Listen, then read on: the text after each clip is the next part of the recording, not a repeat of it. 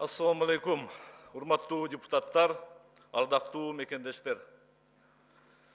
Кыргызстан социал-демократиялык партиясы татаал жолду басып өттү. Башынан түрдүү сыноолорду кечирди, сынбады.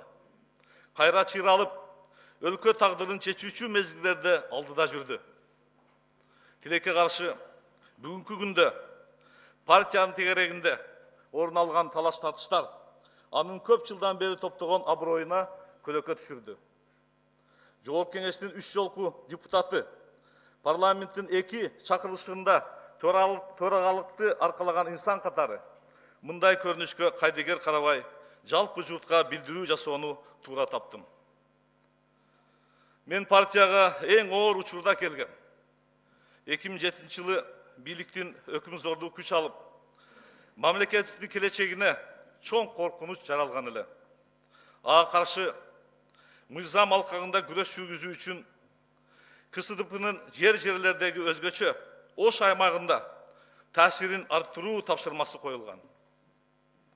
Президентибиз Сооронбай Шариповичтин ошол мезгилде партияга көмөктөшүү сунушунан кийин КСДПнын катарына кошулуп, анын түмөн түйшүгүнө аралашканмын.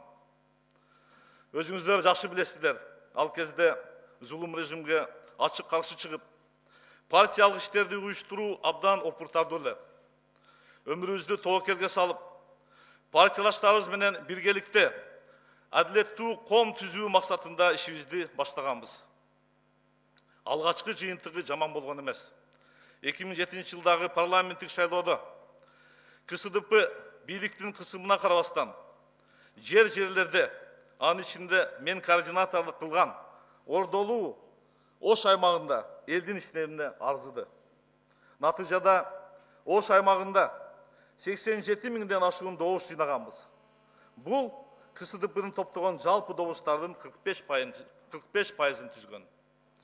Адилетсиз бийликтин өзүн билемдиги орноп турган заманда мындай ийгиликке жетишүү оңойлотон иш эмес эле.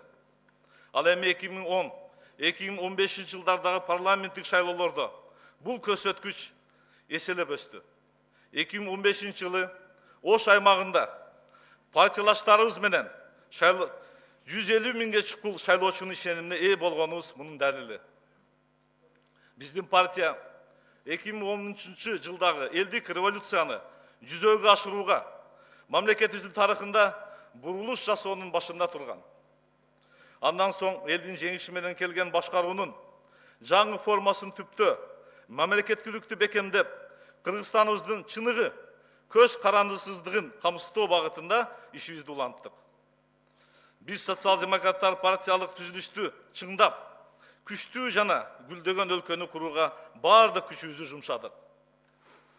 Партиянын катардагы мүчөсү гана эмес, бир кездеги КСДПнын жетекчисинин орун басары, Жоғарғы кеңештин депутаты, парламенттин төрагасы катары мындай иштерге катышканыма сыймыктанам.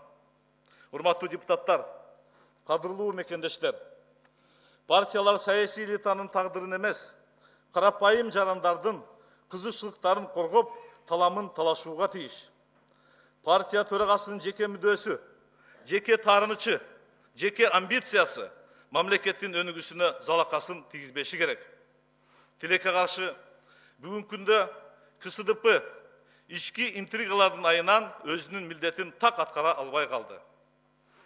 Ушул интригаларга менин да аралаштыруу аракети көрүлүүдө. Мен ага аралашпайм. Партия парламенттик демократияны өнүктүрүүчү күчкө эмес, жеке адамды жана анын бир ууч тобун сактоочу инструментке айланып баратат.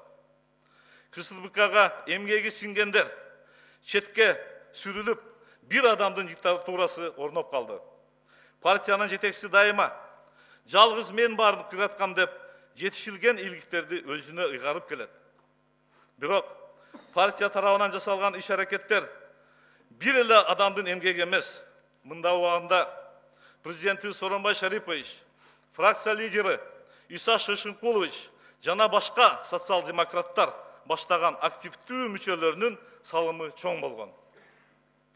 Жакшы иштердин автору жалгыз өзү болуп, КСДПнын бүгүнкүдөй кризиске кептелгенине башкаларды күнөөлөгөнгө өттү.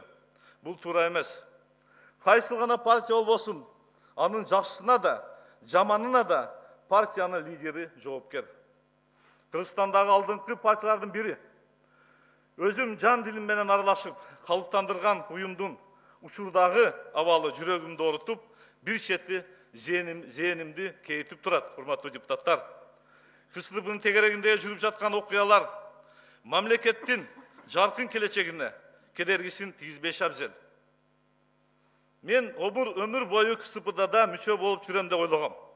Ага чейин бир дагы партияга мүчө болгон эмесмин. Бирок ойлогон ойду кыстаган турмуш жеңет деген ушул экен.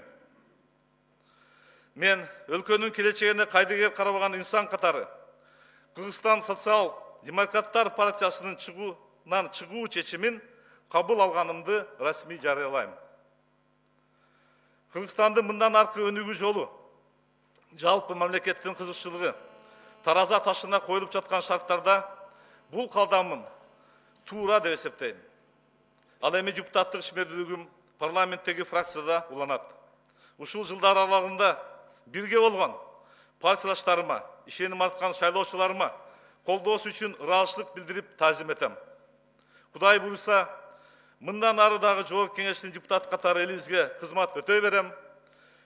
Буга менин билимим, тажрыйбам, кайратым да жетет. Урматтуу депутаттар, ардактуу мекендештер, мамлекетибизди өнүктүрүү үчүн талыкпаган эмгегибиздин акыбетин көрөлү. Кыргызстаныбызды, элибизди жараткан өзү колдосун. Көңүл бурганыңыздар үчүн мага сөз бергениңиз үчүн чоң рахмат барыңыздарга.